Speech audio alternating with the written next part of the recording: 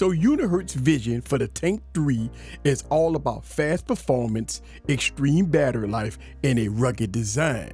So I've been having the Unihertz Tank 3 for about 2 weeks, and I've been using pre-release software. But today I got the final build for the Tank 3. And there's some software differences here and some things I want to talk about in this video. So let's have some fun. Sit back and relax and get your popcorn ready and follow me on this journey. Let's go.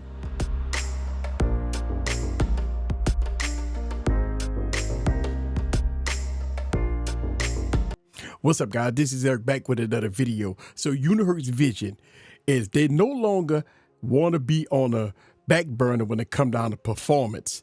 The Unihertz Tank 3 with the Dimensity processor with 16 gigs of RAM, but with the new update, now you're able to update this device to a astounding 32 gigs of RAM, right?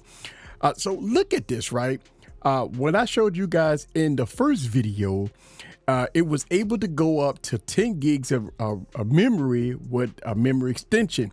But with the new update, with the final build, you're able to use up to 16 gigs extra on top of the 16 gigs that's already on this device.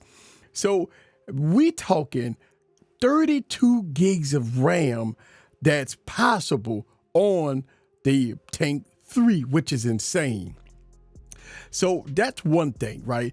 We talked about battery life. And look, I know people ask me in the comments, can I do a battery test? Listen, man, I've been having this device for about 2 weeks, and I'm gonna tell you, I've been having extremely good battery life. All I can tell you about battery life is this: the phone in your pocket, this device will outlast the phone that you have in your pocket after you then charged it from 0 to 100 about 10 times and still will have battery left. So that's how extreme this battery is. You can go on a full weekend trip with no charger in your bag, and when you come home on Monday, you will still have at least 60% battery life left on this device. So when it comes down to battery life, this battery on this device is like the Energizer Bunny. It keeps going and going and going. So no worries about battery life. I know a lot of people ask me that question in the comments. All right. So another thing that I want to talk about in this video is performance. Ooh, boy, this device is performing very good. But in the last video, I try to give you guys some numbers, how you can gauge performance. You know, when you're playing games, you want to know how many frames per second that your device will run if you run extremely high games. Well, that's where 3D Mark come in at, right? But you know what? I'm going to run it again, but I'm going to get some usual suspects here so we can run it together. I got one of my fastest phones, which is a Realme GT. I am going to put this device in the mix. Also, we go get the Pixel 8 Pro. We go put this device in the mix, right? And open 3D Mark there. Also, one of my favorite phones and one of my daily drivers, the LG V60. We go put this device in the mix. And let's go to the C to performance of all these devices. I'm gonna do this in real time. And as I run this, we gonna look at it and I'm gonna give you guys my thoughts about all of this. So let's go. Okay, so as I'm running 3D Mark, again, this is a graphics test.